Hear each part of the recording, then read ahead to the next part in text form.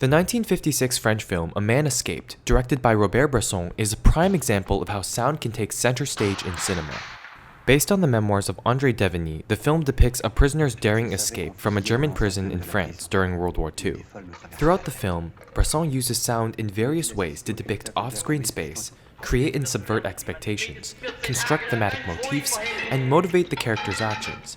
This video essay will analyze how these formal elements contribute to the emotional impact of the film by creating tension and anticipation in individual scenes, and also gets us deeply invested in the main character by putting us in his shoes. Ultimately, sound is used to help portray a subjective experience of a man's bravery, intelligence, and perseverance in the face of oppression. As a quick side note, I'll be using some concepts and terminology from Michel Chion's film A Sound Art, including his three borders model of cinematic sound. He classifies filmic sound into three main categories: on-screen, off-screen, and non-diegetic. On-screen sounds are sounds produced by objects and characters within the frame, while off-screen diegetic sounds are still within the reality of the story, just unable to be seen by the camera. Non-diegetic sounds do not originate within the world of the story at all. Think soundtracks or narration. Throughout the film, off-screen diegetic sound provides us vital information about Fontaine's physical surroundings. The bulk of the film takes place within the tight confines of Fontaine's cell, and never once are we given an establishing shot of the entire prison. Instead, Bresson uses sound to create off-screen space and immerse us within the setting. As Chion recounts, it's the whistles, the footsteps, and the noise of the keys and locks that etched these imaginary spaces in my memory. This stylistic choice forces us to experience things in the way Fontaine experiences them. Having no visual access to the outside world, we must situate ourselves by piecing together details given by sound, and thus are led to construct a mental image of the prison that more closely resembles Fontaine's own memory of it. The use of sound also creates a new and unique experience for off-screen events. Balaz points out that the slow recognition of the sound may cause a far more terrifying tension than the approach of something seen and therefore instantly recognized. In this scene, we hear gunshots in close proximity and assume it to be the execution of Fontaine's friend. Like Fontaine, we can guess, but we can never be certain. In this way, the use of sound helps to portray the tension and uncertainty of Fontaine's situation, reflecting his subjective experience inside the prison. Another interesting way Bresson uses sound to reveal more about Fontaine's situation is through the narration, through which we find out simple facts about his circumstance. J'avais définitivement quitté le rez-de-chaussée pour occuper la cellule 107 au dernier étage. We're also given important temporal cues. Un mois de travail patient, et ma porte fut ouverte. But narration plays an even greater role in revealing the psychology of Fontaine through the voicing of his own thoughts. The monotone yet consistent quality of his voice ensures us that he has not yet given up hope. For instance, in this scene, we may have mistaken Fontaine to be sobbing without the clarifying narration. With all of these uses of sound, Bresson not only keeps us informed about vital plot information, but also puts us in Fontaine's shoes by depicting the prison as he would have experienced it himself, and with the narration, constantly revealing his internal thoughts. Through these methods, Bresson gets us to empathize more and more with Fontaine throughout the film, as we feel the same uncertainty and oppression that he does, and we are more inclined to care deeply about his health and survival and root for his escape. The use of voiceover narration also has greater implications outside of the story itself. Similar to the title, A Man Escaped, its past tense suggests that the entire plot has already happened and is being recounted. In a sense, we get the spoiler of the ending before the movie even begins. The overarching excitement and tension of the film can therefore be seen as the anticipation of how he was able to overcome all odds, not whether or not he would. Thus, one may argue that the film's goal is to demonstrate a man's ingenuity, courage, and perseverance under extremely bleak circumstances, depicting his subjective experiences as vividly as he remembers them. After all, Bresson deemed it more important that we could relate to what Fontaine was thinking and feeling, rather than to cut the narration for the sake of obscuring the film's ending. Bresson also could have given us wider establishing shots of the prison to situate us viewers more comfortably within the narrative, but he chose to keep our perception limited, forcing us to conduct the same guesswork as Fontaine. Since the entire film is centered around how amazing this feat really was, it's also important to acknowledge that sound motivates most of the character's actions within the diegesis. The fear of making sound influences all of Fontaine's methodologies while fashioning his escape, all the way from the tiny Morse code knocking between neighboring inmates,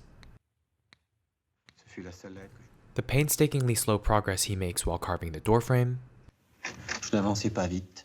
À cause du bruit, je craignais de faire et dans la crainte continuelle d'être surpris.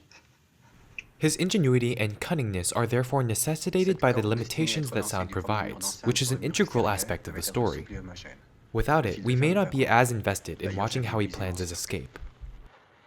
Et pourtant, un peu plus tard, encore une fois, je crus à l'anéantissement. Through the use of sound, Bresson is able to add tension and anticipation to individual scenes by centering our attention on an off-screen event, creating an intentional disjointedness between the center screen and the center scene.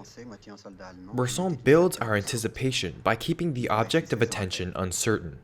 Is it a guard? A new inmate? Our expectations are then subverted, or perhaps affirmed, once we are shown Jost, who's a young boy. Just, François Just. This also happens in the first scene of the movie, when Fontaine attempts to escape from a car. When he finally makes a run for it, the camera stays centered in the vehicle, while our attention follows him through off-screen sounds.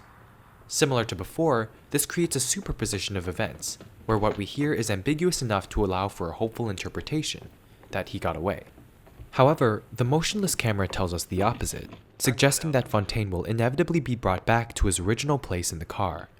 Bresson is able to contrast these signals to construct a multidimensional experience, all with the use of off-screen sound, thereby making the film more engaging and exciting.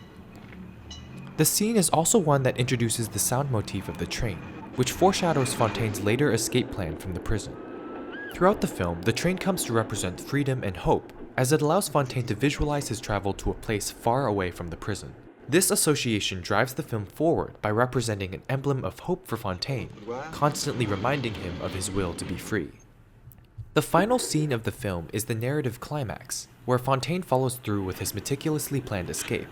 Let's see how Bresson uses sound in all of the various aforementioned ways to drive the narrative and further its emotional impact by achieving the highest effects of tension and anticipation.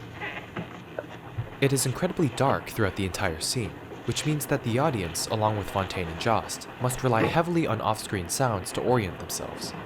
We are brought into the action by being placed in a similar situation of limited knowledge, and at this point, we're heavily invested in their success, making us all the more nervous for their sake. We can immediately recognize that the specificity of their actions are motivated by the fear of making sound.